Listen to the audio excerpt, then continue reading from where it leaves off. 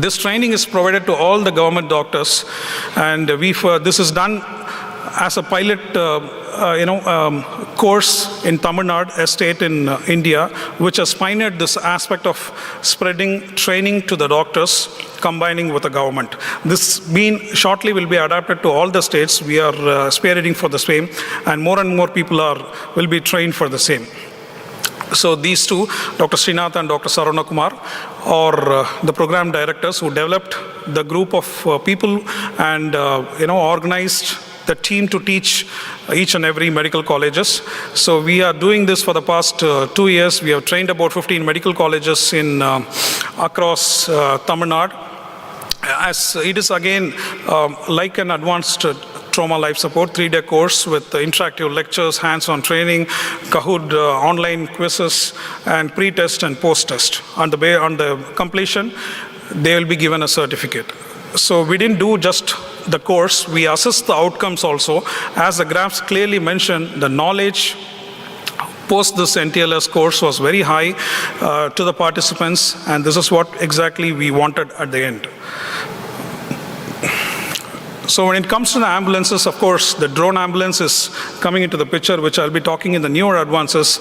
We have road ambulances. Of course, we have pioneered the air ambulances across India, and we have separate teams to take care of air services as on date. And we have what is called as bike ambulances, which we introduced a decade before in our country, to assess the narrow roads to help the victim as soon as possible. So of course, we cannot be expecting everyone to be a good Samaritan. So we have, approached the government to look after a few guidelines to help the victims. So in that way, we have suggested that, the bystander have to help if there is a patient suffering from the unconsciousness or after a polytrauma. So he has to be trained, and the legal system should not harm the Good Samaritan in any way, is what we have suggested to the legal system, and it has been carried out in the right way. Hopefully we have a system where people will be helping out and will be scared if they don't help out. Of course, I was talking about the innovations. We have drones. We have developed drones to help people. This is in the pilot project, and hopefully we'll have drones all across in the country in a short while. Of course, the telemedicine, Dr. Srinath was mentioning about the telemedicine, which has played a vital role during our COVID scenarios. And we have developed several applications for the patients to approach the hospital, the ambulances, in a way it is very effective. Right. So this is the slide which I am projecting again. So for your country to develop the pre-hospital care, you cannot do that on day one or within a short span of time. You need to have a specific period of time for which, and of course it is an ongoing, so you need to have widespread CPR training, both large volumes as well as small volumes. We need to develop rapid response and AEDs and definitive care. So there is no I in teamwork, right? Everyone can be a superhero if they combine together when it comes to emergency medicine. Once again, thank you for the opportunity given to me. Thanks for all speakers at this session, and it was interesting lectures, and they have enough time to listen to your comments or if you have any questions to them.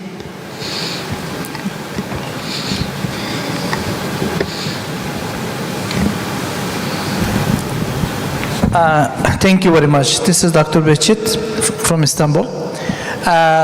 Each speech was really very nice. Great. Thank you to everybody, to all speakers. Just my first question to Dr. Srinath. Can we hope for new antidotes in toxicology? This is for you, infection especially. And for the Dr. Ahmed Professor, is it necessary to have all these trainings in Jordan? Is it must? I just want to learn it. Then for the last one for Raja, thank you very much for your sharings. Just firstly, I want to appreciate and say congratulations to the Savitri University in India for their basic life support and first care that they teach to the community. But the photo should be specific to India. It must be really very difficult to teach basic life support or first care 2,000 and 1,000 people in stadiums, but it is specific to India. As you said, as you mentioned, over 18% of the deaths happen in also hospitals. So I'm really agreeing with you. Your question is really very important, definitely, very important. All, as you mentioned about the dreams, I think the reality, all the reality should be given from the dreams. You know, there is a philosopher in your country, one of your previous presidents, he says, the dream is not the dream, the thing that you solve while in your sleep. The dream is thing that doesn't make you to sleep. So that's why I want to appreciate you. You are teaching the community about the first care, first aid in India. This is one of my dreams. I just have a suggestion. Can we achieve it? To teach all the students graduate from the university, and it could be must to teach the basic life support or first care to all the couple that are going to marriage. Thank you very much.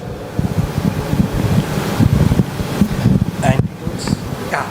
Antidotes in Yeah, second question. Yeah. So the first question is towards the antidotes. Yes, there are a lot of things which is happening, and especially in, if you see, visit to many emergency departments now, they have created the disease-specific antidotes in those emergency departments where they see commonly. If you take me, I have created a full box of antidotes which comes commonly. I have taken an epidemiology of my system where last 2 to 3 years which have come to my emergency department, I have seen that this is what is required. Now the next question is about the newer antidotes, like lots and lots of patients are coming with the chemical poisoning, especially those requiring the methylene blue.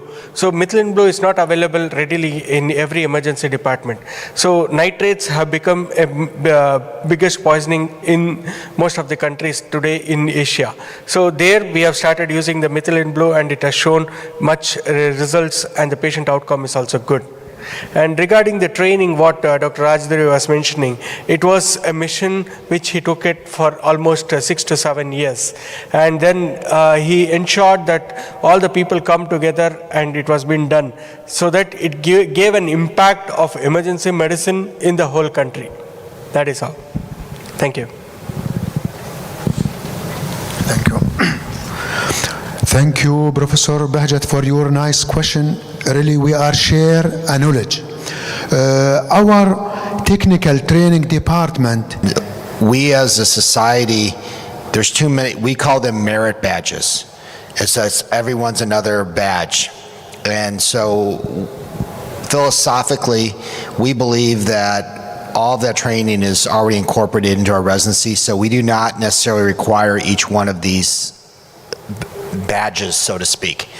So I hope that answered your question, but yes, it's important that we're all doing the same thing. You know, we incorporate ATLS into our training programs. We obviously do ACLS. We do periodic updates for all of our doctors, not just our doctors in training, but our doctors beyond training. And so once they get certified in emergency medicine, you know, every 7 to 10 years, they have to recertify. This used to be a big problem for us in the US, but now what we do is we do a little bit each year. And we find that to be a better situation than having to retake a test every 7 to 10 years.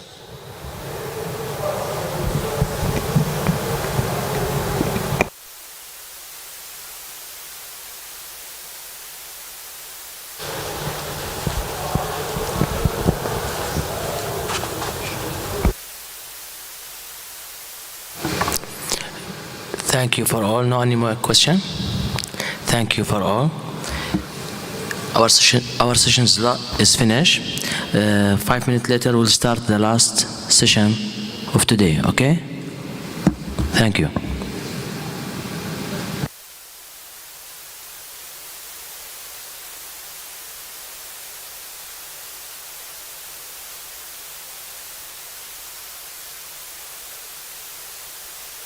It's quite an exciting session. My name is Athar Ali Mohammed. I'm one of the ED physicians from Australia, and I have got Dr. Ahmed Al-Joom with me. So there's a slight change in the program. I think the first session we will be kind of starting with the pediatric ocular trauma by Dr. Hesham Kaftan. Thank you, Dr. Kaftan. So Dr. Kaftan works in the emergency trauma team at the King Hussein Medical Services in Jordan, and he works in the head and neck emergency trauma division. Next page. Next page. Okay. Good evening. I'm glad I'm here with you. Our lecture is about the pediatric ocular trauma and emergency.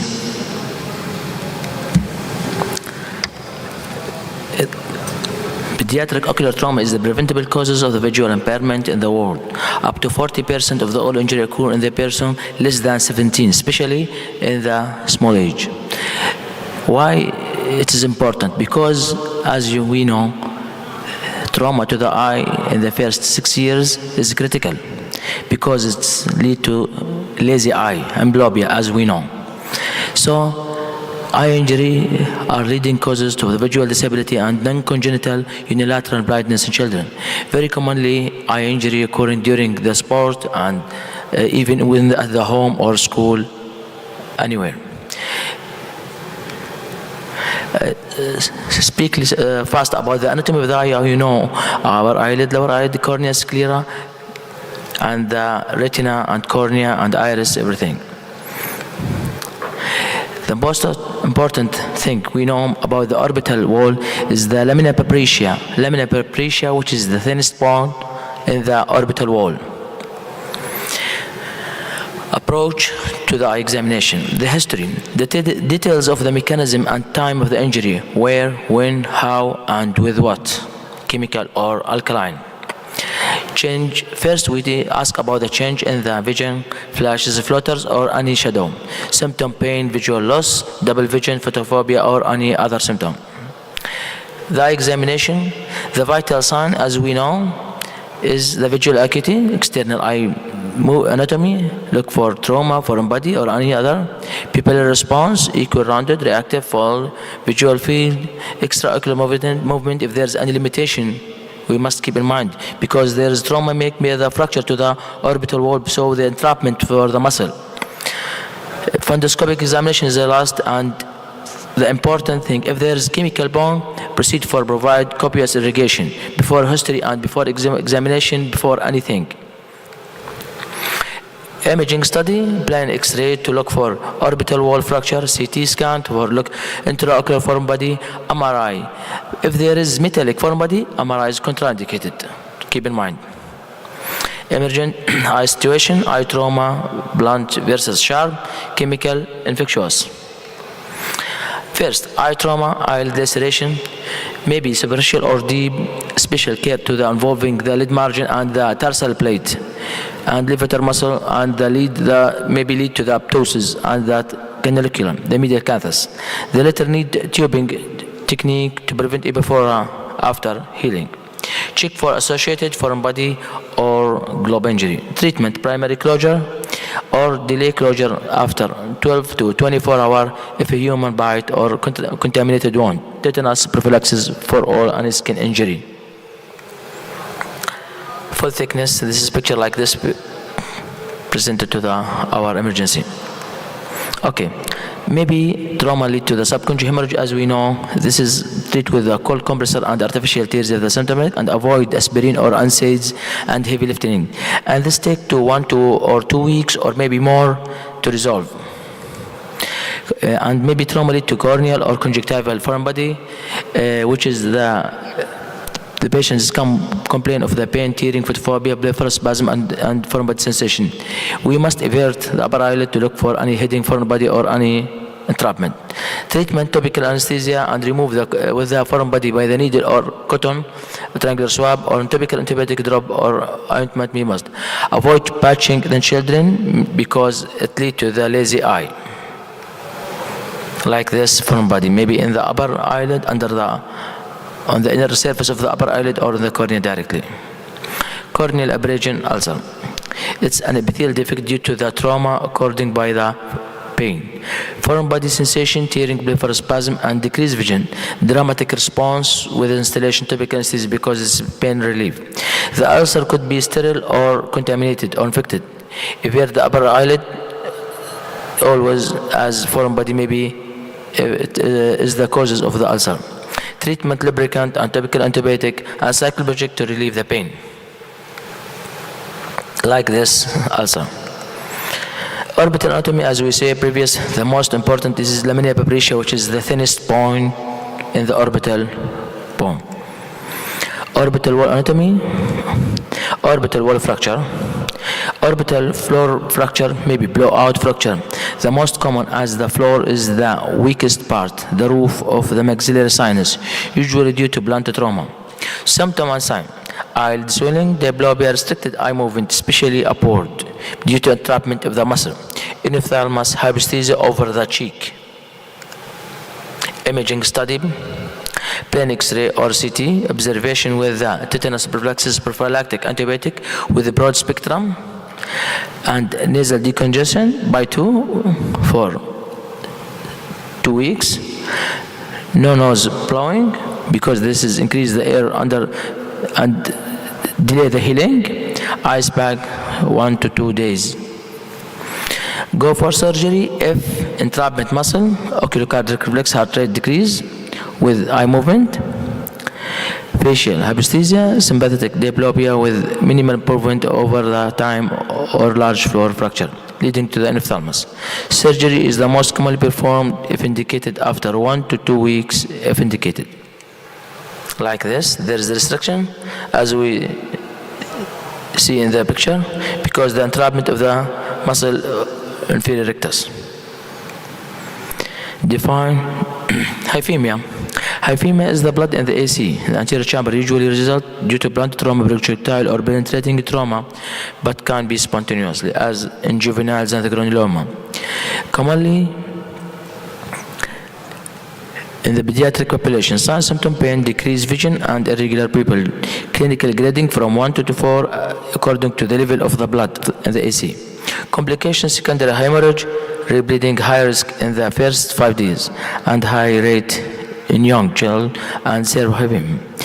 Corneal blood vessel stain, anterior, posterior synechiae, optic atrophy. Prognosis: outcome: the lower the grade of the hyphemia, the better the prognosis.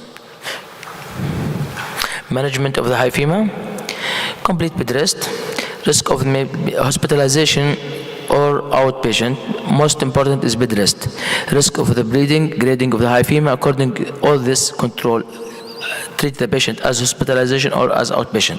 Elevate the head 30 to 45 degree, eye shield to prevent the wrapping of the eye, pain control, avoid antiplatelet effect, certain NSAIDs. Topical cycloplegic, atropine, atropamide to reduce the ciliary muscle spasm and dilate of the iris to decrease the rebleeding risk. Topical maybe need drugs to decrease IOP, and topical or systemic steroid to decrease associated iritis and development of the synechiae. As this picture of the hyphemia, blood in the AC. Okay, retrobulbar hemorrhage. As we know, retrobulbar from the most important and cases presented to the emergency can result in the rapid elevation of the orbital pressure because of the orbit is relatively closed compartment. Untreated orbital compartment syndrome may result in the optic nerve ischemia and irreversible vision loss and less than 90 minutes. This is maybe spontaneous or traumatic. Sign, symptom, pain, decreased vision, diplopia, globoptosis, and lidichemosis, and tightness, and subconjunctival hemorrhage all over 36 degree, with chemosis and limited muscle motility and increased IOP. Decreased visual acuity and people response, positive rapid treatment, lateral cathetomy and catholysis, or maybe can you give hypertonic saline 20%, 20 milli slowly over 20 minutes. Like this, retrobulbar hemorrhage.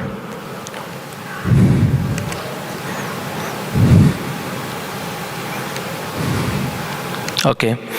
Iridodialysis separation of the iris may be result from the trauma to the eye, blunt trauma.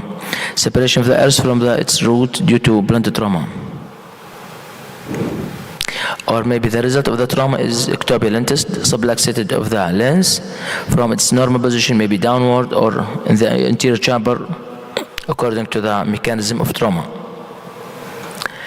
Optic nerve avulsion, which is very rare to happen. Partial or complete avulsion of the optic nerve as a result of the trauma that lead to the sudden extreme rotation of the globe or sudden anterior displacement of the globe. Retinal detachment is immediately post-traumatic or maybe delay up to several months.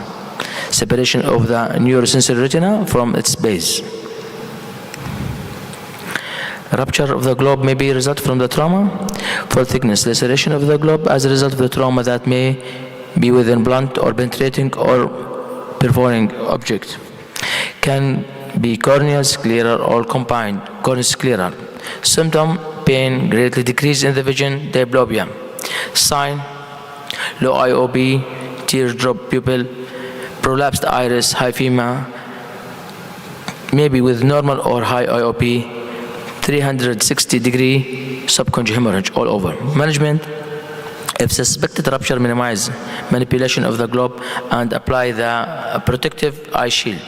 CT orbital or brain axial, coronal with thin cut, coronal thin cut to evaluate for the intraocular foreign body. And keep patient NPO in order to prepare for the surgery under GA. IV antibiotic to cover, especially in the children, and antiemetic pain medication, surgical repair is the definite treatment. This is rupture of the eye, like this picture presented to our hospital. Okay. The most important, again, ocular chemical burn. Being irrigation immediately before complete history and examination. We must directly start it by irrigation, especially if alkaline, because alkaline is more detergent than acidic. Alkaline burn are worse than acidic burn. Acidic burn lead to coagulative necrosis, denaturation of the tissue protein, act as a barrier